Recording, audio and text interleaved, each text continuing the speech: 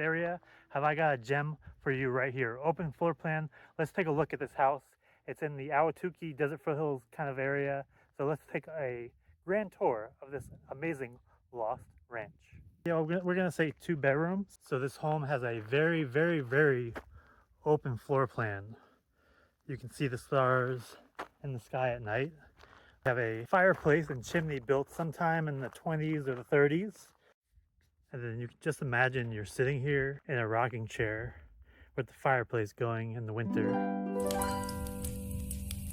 Lots of different theories about what this place was. Either it was a mining camp, other places say it was a brothel or a speakeasy.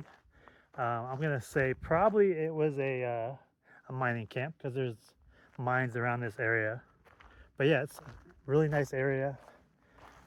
Great views. If you're looking for a house, we'll start the bidding at $2 million because you are in the Ahwatukee Desert Foothills area, so you're gonna pay for the location and the view. You know, who needs walls and doors and a roof? You got some more rooms that you can jump into. Make them a bedroom, a den, anything you want. And then you have this other